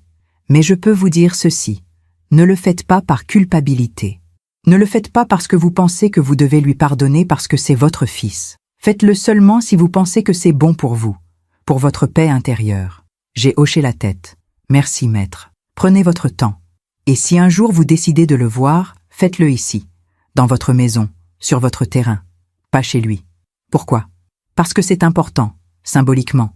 Vous êtes celle qui a le pouvoir maintenant, pas lui. Après son départ, je suis restée longtemps assise dans le salon, à regarder le cerisier par la fenêtre. Est-ce que je devais voir Guillaume? Est-ce que je devais lui pardonner? Est-ce qu'une mère peut vraiment couper les liens avec son enfant? Je ne savais pas. Tout ce que je savais, c'était que j'avais besoin de temps, de guérir, de me retrouver, avant de pouvoir affronter à nouveau mon fils. Ce soir-là, j'ai écrit dans mon carnet « 29 novembre. Guillaume veut me parler. Je ne sais pas quoi faire. Une partie de moi veut le revoir. L'autre partie a peur. Peur qu'il me fasse encore mal. Peur de me laisser manipuler à nouveau. Peur de découvrir que je ne peux plus lui faire confiance. Jamais. » Et puis j'ai ajouté « Mais peut-être que c'est ça. Grandir. Accepter que les gens changent. Accepter que l'amour ne suffit pas toujours. Accepter que parfois, pour se sauver soi-même, il faut laisser partir ceux qu'on aime. Même si ça fait mal. Surtout si ça fait mal. 2 semaines ont passé. 2 semaines pendant lesquelles j'ai réfléchi. À Guillaume, à moi, à ce qu'était une mère, à ce qu'était un fils, à ce que signifiait pardonner, et à ce que signifiait se respecter. J'ai passé beaucoup de temps dans le jardin, à planter, à tailler, à réparer ce qui avait été détruit. Mes pivoines avaient repris. Elles étaient petites encore, fragiles, mais vivantes. Le cerisier aussi semblait différent, comme s'il respirait mieux, comme s'il sentait que la maison était redevenue ce qu'elle devait être, un lieu de vie, pas un champ de bataille. Un matin, en buvant mon café sur le banc du jardin, j'ai eu une révélation. Pas quelque chose de spectaculaire, pas un éclair de sagesse, juste une pensée, claire et simple. Je n'ai pas besoin de vengeance, je n'ai pas besoin qu'il souffre. La vie s'en chargera, parce que c'est comme ça que ça marche. Les gens qui trahissent, qui mentent, qui manipulent, ils finissent toujours par récolter ce qu'ils ont semé. Pas tout de suite, pas de manière spectaculaire, mais lentement, sûrement. La vie a sa propre justice. Guillaume et Stéphanie vivaient dans un monde construit sur le mensonge, sur la cupidité, sur la trahison. Ce genre de fondation, ça ne tient jamais longtemps. Tôt ou tard, tout s'effondre. Et quand ça arrive, il n'y a personne pour les rattraper. Parce qu'on ne peut pas construire une vie sur le dos de quelqu'un d'autre sans que ça finisse par se retourner contre soi. J'ai compris que je n'avais pas à faire quoi que ce soit, pas à me venger, pas à leur souhaiter du mal, juste à vivre bien, à vivre pleinement et à laisser le temps faire son travail. Ce matin-là, j'ai pris une décision. J'allais voir Guillaume, pas parce qu'il le méritait, pas parce que je lui devais quelque chose, mais parce que moi, j'en avais besoin, pour fermer un chapitre, pour dire ce que j'avais à dire, et pour avancer. J'ai envoyé un message à Guillaume. « Tu peux venir samedi après-midi, seul, 15 heures. » Il a répondu immédiatement « Merci maman, je serai là. » J'ai prévenu Maître Fournier. Il a approuvé. « C'est bien, Madame Collin, mais restez ferme, ne laissez pas la culpabilité vous envahir. Je ne laisserai pas. Et surtout, écoutez-le. Mais écoutez-vous aussi. Le samedi, j'ai préparé la maison. J'ai nettoyé, rangé. J'ai mis des fleurs fraîches sur la table. Pas pour lui, pour moi. Parce que j'avais besoin de me sentir forte, de me sentir chez moi, de me sentir en paix. J'ai mis ma robe bleue, celle qu'Henri aimait. Je me suis coiffée, maquillée. Je me suis regardée dans le miroir et j'ai vu une femme digne, une femme debout, une femme qui n'avait plus peur. À 15 heures, la sonnette a retenti. Mon cœur a battu plus fort, mais je suis restée calme. J'ai ouvert la porte. Guillaume était là. Il avait maigri. Il avait des cernes. Ses vêtements étaient refroissés. Il n'avait plus ce sourire confiant qu'il avait avant. Il avait l'air petit, perdu. « Bonjour, maman. »« Bonjour, Guillaume. »« Entre. » Il est entré, lentement, comme s'il avait peur. Nous nous sommes assis dans le salon. Le même salon où, 3 semaines plus tôt, Maître Fournier lui avait annoncé qu'il devait partir. Il y a eu un long silence. Guillaume regardait ses mains. « Maman, je ne sais pas par où commencer. »« Commence par la vérité. » Il a levé les yeux vers moi. J'ai tout gâché. Oui, je ne sais même pas comment j'en suis arrivé là. Raconte-moi. Il a pris une grande respiration. Quand j'ai rencontré Stéphanie, j'étais perdue. Professionnellement, financièrement. J'avais des dettes, des problèmes. Elle était brillante, ambitieuse. Elle avait un plan pour tout. Et elle a commencé à parler de toi, de la maison, de l'argent que tu avais. Au début, je lui ai dit non, que ce n'était pas bien, que tu étais ma mère. Mais elle disait, ce n'est pas voler, c'est juste anticiper ton héritage. Un jour, tout ça sera à toi de toute façon. Pourquoi attendre? Et moi, j'étais faible, j'avais peur de la perdre, j'avais peur de tout perdre, alors j'ai écouté. Petit à petit, elle m'a convaincue que tu étais vieille, que tu ne savais plus gérer, que c'était notre rôle de t'aider. Et je me suis mis à le croire. Je me suis mis à te regarder comme un problème à résoudre, pas comme ma mère. Il a pleuré. Maman, je suis désolée, tellement désolée. Je n'ai aucune excuse, aucune. J'ai trahi tout ce que papa t'avait appris, tout ce que tu m'avais appris. J'ai trahi ton amour, ta confiance. Je me dégoûte moi-même. Je l'ai regardé pleurer, et une partie de moi voulait le prendre dans mes bras, le consoler, lui dire « Ce n'est rien, je te pardonne, reviens ». Mais je ne pouvais pas, parce que ce n'était pas juste des mots qu'il fallait, c'était des actes. « Guillaume, tu me dis que tu es désolé, mais désolé de quoi ?» Il a levé les yeux. « De tout, de t'avoir trahi, de t'avoir fait du mal. »« Non. »« Quoi ?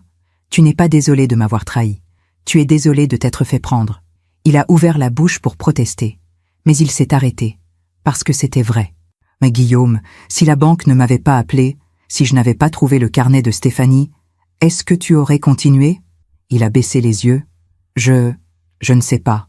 Moi, je sais, oui, tu aurais continué. Jusqu'au bout. Tu m'aurais mise dans une maison de retraite. Tu aurais vendu ma maison. Tu aurais pris mon argent. Et tu te serais dit, c'est pour son bien. Elle est vieille. Elle ne s'en rendra pas compte. Et tu aurais dormi tranquille. » Il pleurait de plus belle. « Non, non, maman. »« Si, Guillaume. Tu sais ce qui me fait le plus mal ? Quoi ? Ce n'est pas l'argent. Ce n'est pas la maison. Ce n'est même pas la trahison. C'est que tu m'as regardé disparaître. Pendant 2 ans, je me suis effacée. Je suis devenue invisible. Je marchais sur la pointe des pieds dans ma propre maison. Je ne parlais plus. Je ne riais plus. Je n'existais plus. Et toi, tu regardais et tu ne disais rien. Tu as laissé cette femme me traiter comme une domestique, me cracher dessus, m'appeler parasite. Et toi, tu as dit, elle a raison. C'est ce que tu mérites, ton propre fils. » Guillaume ne pouvait plus parler. Il pleurait trop fort. Et moi, je suis restée calme, parce que j'avais besoin de dire tout ça, pas pour lui faire mal, mais pour me libérer. « Guillaume, je t'ai donné la vie. Je t'ai élevé seul après la mort de ton père. Je t'ai tout donné. Mon temps, mon argent, mon amour. Et toi, tu m'as traité comme un obstacle. Mais tu sais quoi ? » Il a levé les yeux. « Je ne t'en veux pas. » Il a froncé les sourcils. « Quoi ? Je ne t'en veux pas. Mais comment ? Parce que la colère, ça empoisonne. Et j'ai décidé de ne plus laisser personne m'empoisonner. Ça ne veut pas dire que je te pardonne. Pas encore. Peut-être jamais. Ça veut dire que je te laisse partir. Je te laisse avec tes choix, avec tes conséquences, avec ta vie. Maman, Guillaume, écoute-moi bien. La vie a une façon de rendre justice. Pas tout de suite, pas de manière spectaculaire, mais elle le fait. Tu as construit ta vie sur le mensonge, sur la manipulation, sur la trahison. Ce genre de fondation, ça ne tient jamais. Tôt ou tard, tout s'effondre. Et quand ça arrivera, et ça arrivera, tu seras seul. Parce que les gens comme Stéphanie, ils restent tant qu'il y a quelque chose à prendre, mais quand il n'y a plus rien, ils partent. Et tu te retrouveras seul avec tes choix. Moi, je n'ai pas besoin de te punir. La vie s'en chargera. Mon rôle, c'est de vivre, de guérir, de reconstruire, et de te laisser faire ton propre chemin. Il a hoché la tête, incapable de parler. Est-ce que tu es encore avec elle ? Il a hésité. Oui. On loue un petit appartement. C'est difficile. Elle n'est plus la même. Depuis qu'on est parti. Évidemment. Quoi ? Elle t'aimait pour ce que tu avais. Maintenant que tu n'as plus rien, il n'a rien dit, parce qu'il savait que j'avais raison. Guillaume, je vais te dire quelque chose que mon père m'a dit quand j'étais jeune. Quoi? Les gens te montrent qui ils sont quand tu n'as plus rien à leur offrir. Il a fermé les yeux. Je pense que tu devrais partir maintenant. Maman, est-ce qu'on pourra un jour? Je ne sais pas, Guillaume. Honnêtement, je ne sais pas. Si tu veux qu'on ait une relation un jour, tu dois changer. Vraiment. Pas pour moi, pour toi. Tu dois devenir l'homme que ton père aurait été fier d'appeler son fils. Et ça prend du temps. Beaucoup de temps. Il s'est levé. Il s'est approché de moi. Est-ce que je peux te serrer dans mes bras? J'ai hésité. Et puis j'ai dit, oui. Il m'a serré dans ses bras. Et j'ai senti son corps trembler contre le mien. Il pleurait comme un petit garçon. Et moi, je suis restée là, les bras autour de lui, en pensant, c'est peut-être la dernière fois. Quand il est parti, je l'ai regardé s'éloigner dans la rue. Il s'est retourné une fois. Il m'a regardé. Et puis il est parti. J'ai fermé la porte. Je me suis adossée contre elle. Et j'ai pleuré. Pas de tristesse, pas de colère. Juste de soulagement. Parce que j'avais dit ce que j'avais à dire. Parce que j'avais fait ce que j'avais à faire. Parce que j'étais libre. Les jours suivants, j'ai ressenti une paix que je n'avais pas connue depuis longtemps. Une paix profonde. Pas le bonheur, pas l'euphorie, juste la paix. J'ai recommencé à vivre, à sortir, à voir des amis, à jardiner, à lire. J'ai même commencé à peindre. Quelque chose que je n'avais pas fait depuis des années. Depuis avant la mort d'Henry. Un matin, j'ai reçu un appel. De Pauline. Daphné, il y a une exposition de peinture au musée ce week-end. Tu veux venir avec moi? J'ai souri. Oui, j'aimerais beaucoup. Et j'y suis allée. J'ai regardé les tableaux. J'ai bu du vin. J'ai ri avec mes amis. Et pendant un moment, j'ai oublié tout ce qui s'était passé. J'ai juste été moi. Un après-midi, en rangeant le grenier, j'ai trouvé une boîte. Une vieille boîte en carton avec des lettres. Des lettres que j'avais écrites à Henri quand nous étions jeunes. Des lettres qu'il m'avait écrites. Je les ai lues et j'ai pleuré. Mais pas de tristesse, de gratitude. Parce que j'avais eu ça, cet amour, cette vie, cette famille. Pendant longtemps, ça avait été beau. Et même si ça s'était terminé dans la douleur, ça avait existé. Et personne ne pouvait me l'enlever. Ce soir-là, j'ai écrit dans mon carnet « 12 décembre ». J'ai vu Guillaume. Je lui ai dit ce que j'avais à dire. Je ne sais pas s'il changera.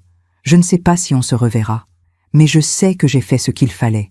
Parce que j'ai choisi de me respecter, de me protéger, de vivre. Et j'ai compris quelque chose. La vengeance, ce n'est pas nécessaire. La vie se charge de rendre ce qu'on lui donne. Guillaume récoltera ce qu'il a semé, tôt ou tard. Moi, je n'ai qu'à vivre. Et c'est exactement ce que je vais faire. J'ai regardé mes clés, celles que j'avais serrées pendant si longtemps comme une bouée de sauvetage, et je les ai posées sur la table, parce que je n'en avais plus besoin. Je savais que cette maison était la mienne. Je savais que cette vie était la mienne. Je n'avais plus besoin de symboles pour me le rappeler. Ce soir-là, je me suis couché tôt. J'ai ouvert la fenêtre. L'air frais est entré. J'ai regardé les étoiles. Et j'ai murmuré « Henri, j'ai fait de mon mieux. J'espère que tu es fier. » Et quelque part, dans le silence de la nuit, j'ai senti comme une réponse. Pas des mots, juste une présence. Comme si Henri me disait « Tu as fait ce qu'il fallait. Maintenant, vis. Sois heureuse. Tu le mérites. » Et pour la première fois depuis très longtemps, j'ai dormi d'un sommeil profond, sans rêve, sans peur, sans douleur, juste en paix. 6 mois ont passé. 6 mois pendant lesquels j'ai vécu ma vie, tranquillement, sereinement, sans nouvelles de Guillaume, sans nouvelles de Stéphanie, juste moi, ma maison, mes amis, mon jardin, ma paix. Un après-midi de juin, Marguerite est venue prendre le thé. Nous étions assises dans le jardin, sous le cerisier. Les pivoines avaient fleuri, magnifiques, roses et blanches, comme une résurrection. « Daphné, tu as des nouvelles de Guillaume ?» a-t-elle demandé doucement. « Non, aucune. Et ça va ?»« Oui, ça va. » Et c'était vrai. Tu sais, Marguerite a hésité. J'ai croisé quelqu'un qu'il connaît. Mon cœur s'est serré un peu. « Ah oui ? Il paraît que les choses ne vont pas bien pour lui. » Je n'ai rien dit. Marguerite a continué. « Stéphanie l'a quitté, il y a 3 mois. J'ai bu une gorgée de thé. Je vois. Elle est partie avec un autre homme, quelqu'un de plus riche, apparemment. Je n'ai ressenti ni joie ni tristesse, juste une sorte de Confirmation. Elle est partie dès qu'il n'avait plus rien à offrir. Exactement, a dit Marguerite. Et Guillaume? Il vit seul maintenant, dans un studio. Il a des dettes. Il a dû vendre sa voiture. Apparemment, il a perdu son travail aussi. Des problèmes avec son entreprise. Une histoire de confiance brisée. J'ai regardé le cerisier. Les fleurs dansaient dans le vent. La vie rend toujours ce qu'on lui donne. Tu savais que ça arriverait. Oui. Est-ce que tu vas lui tendre la main? J'ai réfléchi. Non, pas maintenant. Peut-être jamais. Tu ne ressens rien pour lui? Si, de la tristesse, mais pas de la culpabilité. Guillaume doit apprendre. Il doit comprendre que les actes ont des conséquences. Si je le sauve maintenant, il n'apprendra rien. Il faut qu'il touche le fond, qu'il se relève seul, qu'il devienne l'homme qu'il aurait dû être.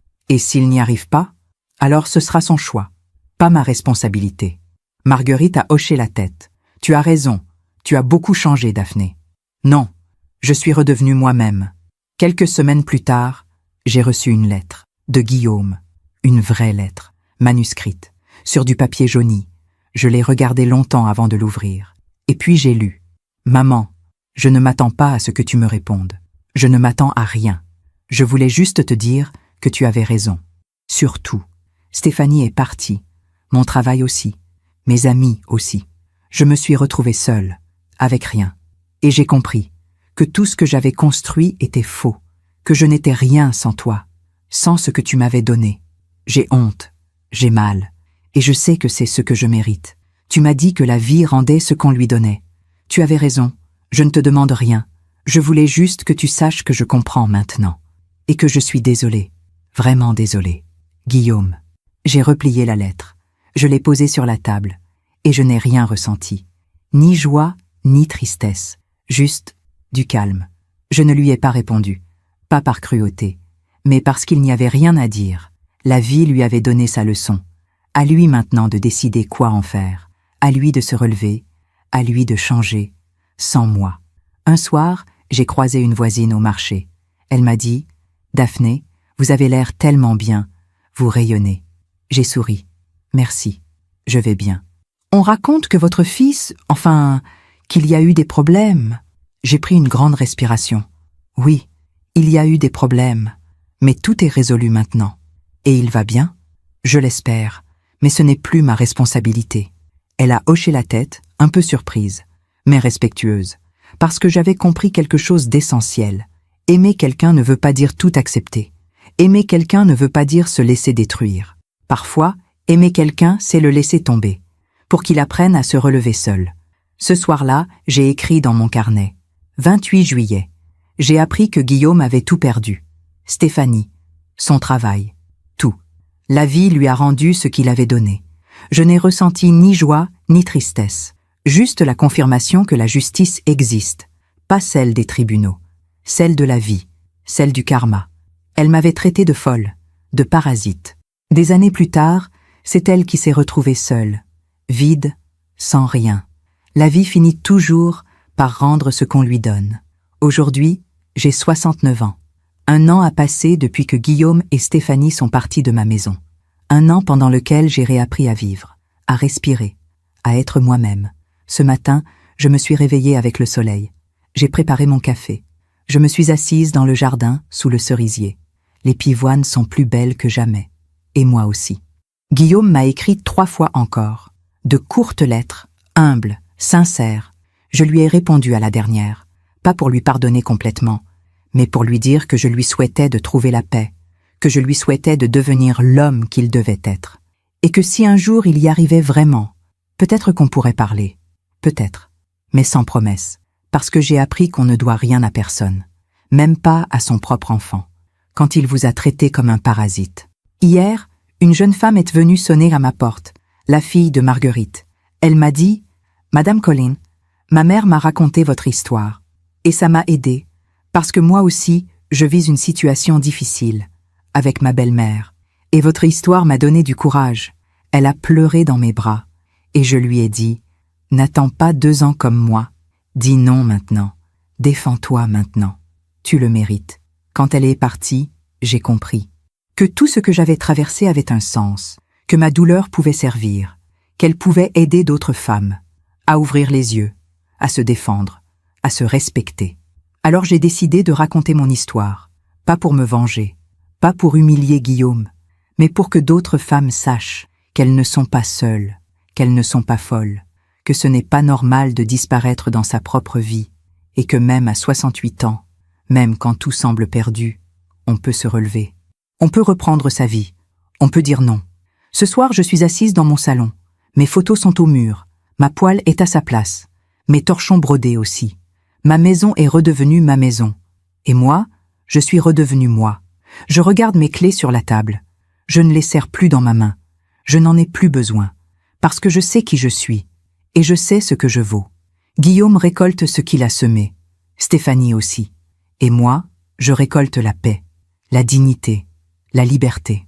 Si mon histoire aide ne serait-ce qu'une femme à ouvrir les yeux, si elle aide ne serait-ce qu'une personne à dire non, à se défendre, à se respecter, alors tout cela aura eu un sens. La vie m'a appris quelque chose de précieux, que la justice existe, pas celle des tribunaux, celle du temps, celle du karma. Les gens qui trahissent finissent toujours seuls, les gens qui manipulent finissent toujours perdus. La vie rend toujours ce qu'on lui donne. Alors moi, je donne de l'amour, de la gentillesse, de la paix, et je reçois la même chose en retour. Ce soir, avant de me coucher, je vais dans le jardin. Je m'assois sur le banc, je regarde le cerisier, les étoiles, et je murmure « Merci, Henri. Merci pour tout ce que tu m'as appris. Je suis devenue la femme que tu aurais été fière de connaître. Je suis forte, je suis libre, et je suis en paix. Et quelque part, dans le silence de la nuit, je sens comme une présence. Une main sur mon épaule, un sourire dans le vent, et je sais qu'il est là, qu'il a toujours été là. Je rentre dans ma maison, je ferme la porte à clé, et je souris, parce que demain sera un nouveau jour, un jour à moi, un jour de vie, un jour de liberté. Merci de m'avoir écouté jusqu'au bout. Si cette histoire a touché votre cœur, abonnez-vous et activez la cloche pour entendre d'autres femmes qui ont transformé la douleur en sagesse. Chaque jour, une femme, une leçon de vie. Partagez cette histoire avec quelqu'un que vous aimez. Parfois, une histoire change toute une journée. Que Dieu vous bénisse et à très bientôt.